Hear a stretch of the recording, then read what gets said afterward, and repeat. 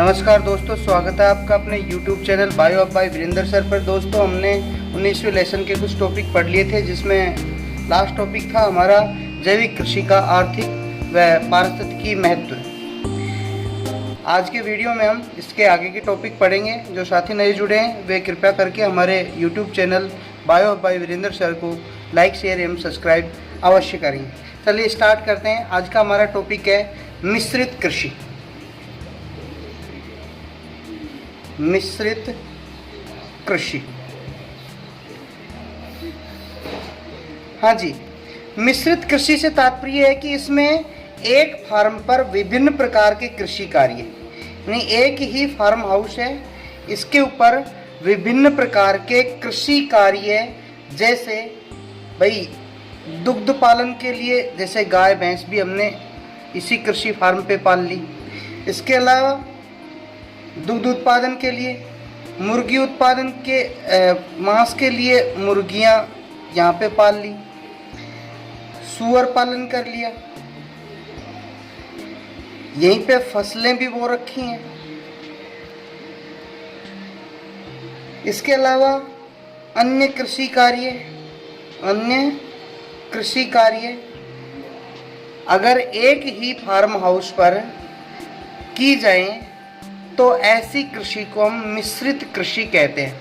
कहने का मतलब एक फार्म पर विभिन्न प्रकार के कृषि कार्य जैसे दुग्ध उत्पादन, मुर्गी पालन, सूअर पालन, इसके अलावा फसल उत्पादन जैसे अनेक कृषि कार्य किए जाएं, इसे मिश्रित कृषि कहते हैं।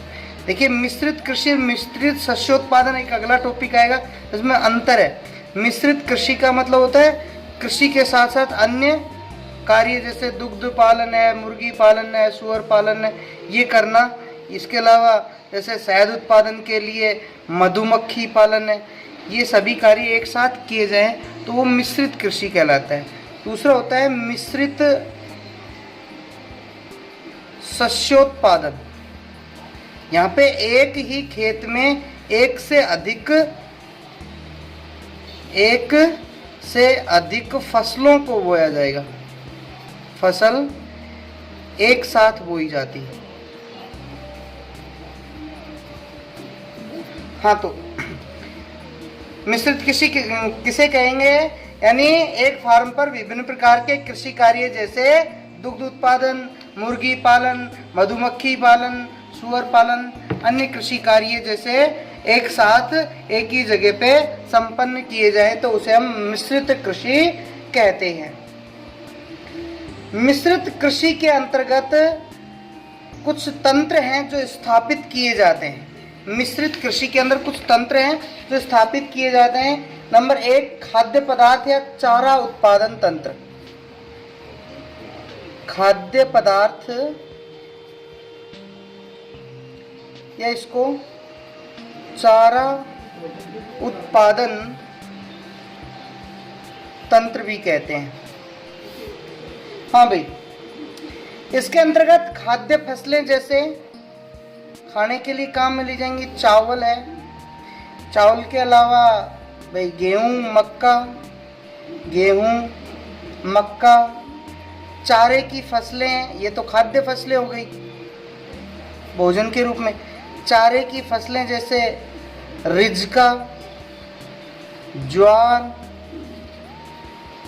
बरसीम आदि की कृषि की जाती है।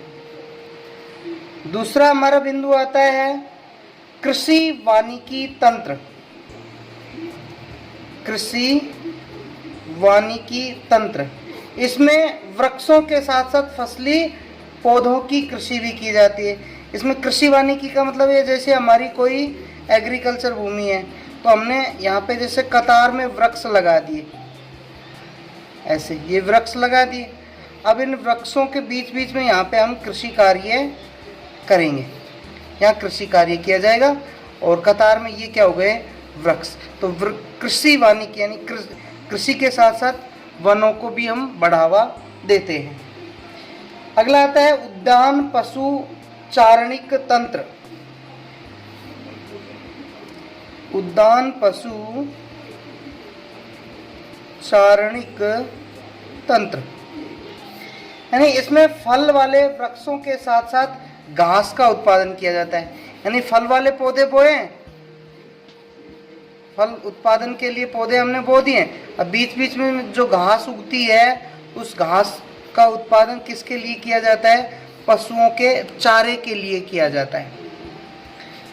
ये हमारे मिश्रित कृषि के कुछ जो तंत्र थे वो संपन्न हो गए। अब हमारा नेक्स्ट टॉपिक है मिश्रित शस्योत्पादन।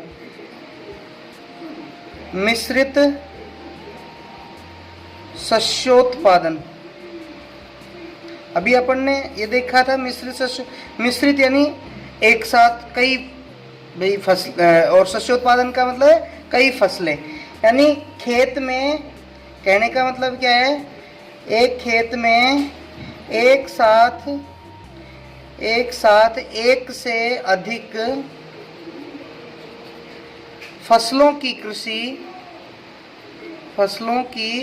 जो कृषि है उसे हम मिश्रित शस्योत्पादन या मिश्रित फसलोत्पादन भी कहते हैं। मिश्रित फसलोत्पादन यानी मिश्रित, मिक्स रूप में फसल। जैसे हम कहते हैं कि भाई जैसे चना है, सरसों, जो एक साथ बो दिए कि खेत में, तो क्या हो गया? ये मिश्रित शस्योत्पादन हो गया। यह विधि अधिकांश वर्षा सिंचित क्षेत्रों में अपनाई जाती है। मिश्रित कृषि का ये शस्योत्पादन कहाँ अपनाया जाता है? वर्षा सिंचित क्षेत्रों में अपनाई जाती है। इसका उद्देश्य वर्षा की कमी से फसल में होने वाली हानि को कम करना, यानी अगर वर्षा कम हुई तो उससे जो हानि होगी उस हानि को कम करने के लिए मिश्रित शस्योत्पादन किया जाता है। अर्थात जब खेत में कोई एक फसल कमजोर या नष्ट हो जाए, यानी कहने का मतलब अपन ने साथ में 3 फसलें बो दी, चना, सरसों और जो एक साथ बो दिए, मान लो एक फसल नष्ट हो गई तो बाकी 2 फसलें हैं वो कुछ ना कुछ उत्पादन अवश्य देंगी ताकि किसान को कुछ ना कुछ लाभ हो सके। अर्थात कहने का मतलब जब खेत में कोई एक फसल कमजोर या नष्ट हो जाए तो दूसरी फसल से कुछ ना कुछ आर्थिक लाभ अवश्य होता है ताकि किसान है उसको, मतलब कहने का मतलब 100% नुकसान ना हो इसके लिए। अब मिश्रित कृषि के लाभ, कई बार पूछता है मिश्रित कृषि के लाभ क्या हैं? यानी एक फसल के नष्ट होने से संपूर्ण 100% हानि नहीं होती है। एक फसल नष्ट हो जाए तो 100% हानि नहीं होगी, क्योंकि अन्य जो फसलें हैं उनके द्वारा किसान को कुछ ना कुछ लाभ अवश्य मिल जाता है। एक साथ एक से अधिक उत्पाद प्राप्त किए जाते हैं, यानी उत्पाद हैं वो एक साथ एक से अधिक, यानी चना भी उत्पादित हो गए, सरसों भी उत्पादित हो गई, जो भी उत्पादित हो गए। उत्पादन में वृद्धि, मृदा की उर्वरता में वृद्धि व पीड़कों में कमी होती है। यानी ऐसा करने से भाई उत्पादन बढ़ता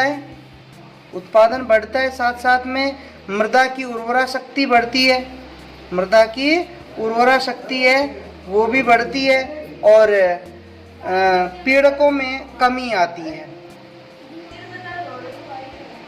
अब जैसे हम कुछ फसल चक्र के उदाहरण लें तो जैसे सोयाबीन, अरहर,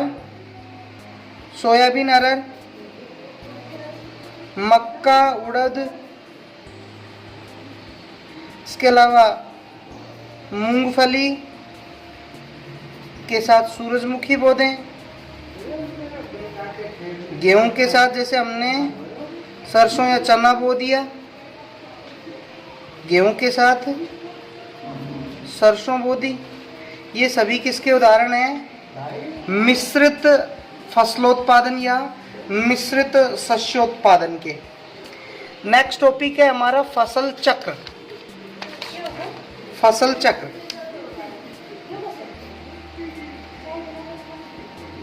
फसल चक्र, हाँ जी, एक खेत में कई वर्षों तक निरंतर यदि एक ही एक फसल बोएंगे, यानी एक खेत में कई वर्षों तक निरंतर एक ही प्रकार की फसल बोने से अनेक प्रकार की समस्याएं होती हैं। कहने का मतलब है अगर एक खेत में लगातार एक ही किस्म की फसलें बोई जाएंगी तो उस किस्म की जो फसलें हैं वो भूमि से सभी प्रकार के जो उस फसल को चाहिए वे पोषक पदार्थ अवशोषित कर लेते हैं। इस वजह से उस भूमि की उर्वरा शक्ति घट जाती है। यानी एक ही फसल बोने से उस पोषक पदार्थ की कमी हो जाती है जिसकी उसे आवश्यकता होती है।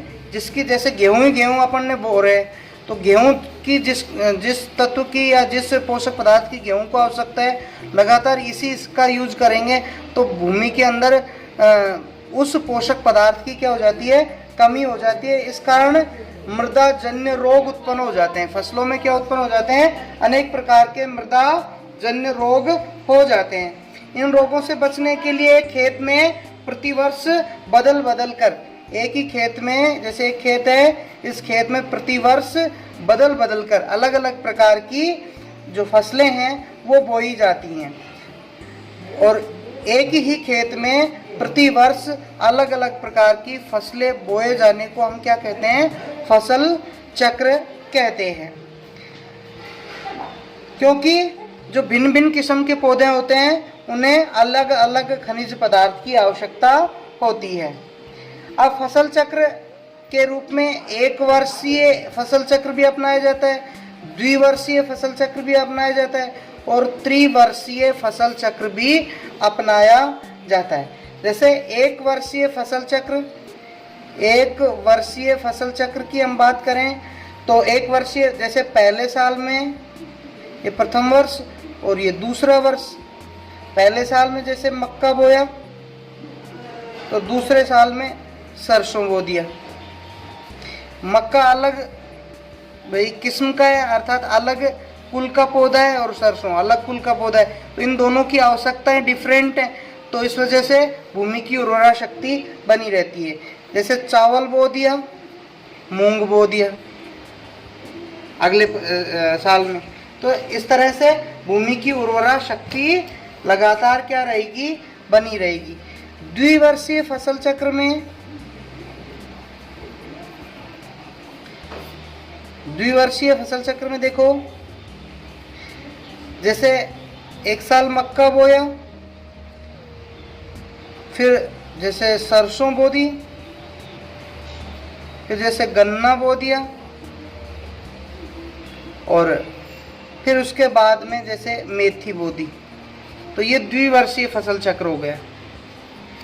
जैसे ये रबी की फसल में, खरीफ की फसल में बो दिया, ये रबी की फसल में, ये फिर खरीफ में, और ये रबी के अंदर। ऐसे अपन ने भाई एक वर्ष यहाँ पे समाप्त हो गया और एक वर्ष यहाँ पे समाप्त हो गया।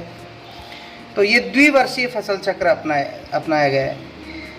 ऐसे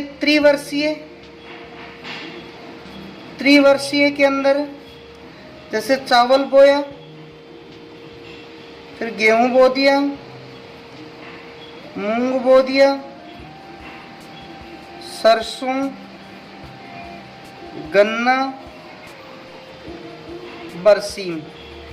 तो ये ग्रुप ये हो गया, एक ग्रुप ये हो गया, एक ग्रुप ये हो गया। यानी चावल खरीफ की फसल है और गेहूं ये रबी की। ऐसे ही ये खरीफ, ये रबी, ये खरीफ, ये रबी की फसल। तो ये त्रिवर्षीय फसल चक्र हो जाता है। ये तो एक वर्षीय फसल चक्र, ये जैसे खरीफ का और ये रबी का। ये द्विवर्षीय फसल चक्र, खरीफ रबी, खरीफ रबी, और ये त्रिवर्षीय फसल चक्र। नेक्स्ट हमारा टॉपिक है जैवनाशी।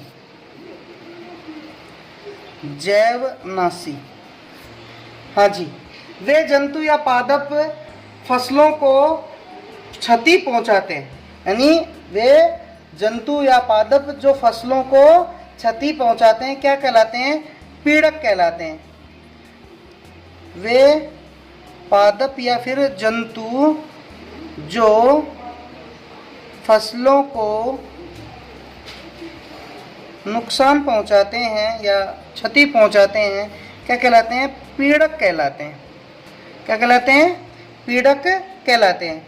पीड़क क्या हो सकते हैं भाई, कवक हो सकते हैं पीड़क के रूप में, जैसे कोई कीट हो सकता है, कवक हो सकते हैं, बड़े जंतु हो सकते हैं, खरपतवार, ये सभी पीड़क के रूप में काम कर सकते हैं। इन पीड़कों को नष्ट करने के लिए, इन पीड़कों को नष्ट करने के लिए काम आने वाले जो सूक्ष्म जीव होते हैं, इन पीड़कों को नष्ट करने के लिए काम आने वाले सूक्ष्म जीव जैवनाशी कहलाते हैं। इन पीड़कों को नष्ट करने के लिए काम आने वाले सूक्ष्म जीव क्या कहलाते हैं? जैवनाशी। और जैवनाशी के रूप में कौन काम करते हैं? कोई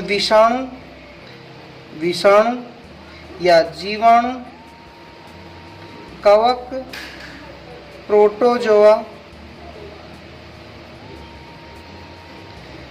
किसके लिए काम में लिए जाते हैं? जैवनाशी के रूप में काम लिए जाते हैं। जैसे एक छोटा सा उदाहरण देते हैं हम एग्जाम्पल के रूप में, बीटी, बेसिलस थ्यूरिंजिएसिस।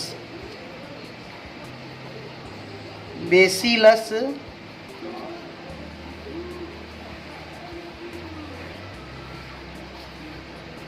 थ्यूरिंजिएसिस।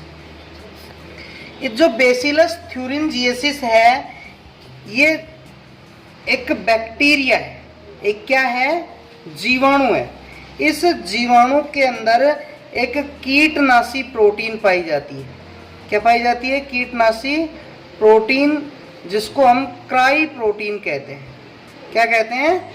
Cry protein. ये जो क्राई प्रोटीन है, ये जीवाणुओं का, यानी जो ये कीट हैं, इनको क्या कर देती है? नष्ट करने का काम करती है। इसलिए ये जो पीड़क जो कीट के रूप में होते हैं, उन कीटों को नष्ट करने के लिए बेसिलस थ्यूरिंजिएसिस का उपयोग किया जाता है। नेक्स्ट है भाई, इनके अलावा जो ये बेसिलस थ्यूरिंजिएसिस है, इसके अलावा कुछ परभक्षी पक्षी भी हैं। परभक्षी पक्षी, ये परभक्षी पक्षी भी जैवनाशी के रूप में काम लिए जाते हैं, जो कीटों को खाते हैं। जो कीटों को क्या करते हैं? खाते हैं, कि फसल को नुकसान पहुंचाने वाले कीटों को खाते हैं। इसके अलावा अपन इन कीटों से छुटकारा पाने के लिए, पीड़कों से छुटकारा पाने के लिए फसल चक्र भी अपना सकते हैं। ये पाठ यहीं पे समाप्त होता है। अगले पाठ के लिए हमारा नेक्स्ट वीडियो देखें। धन्यवाद।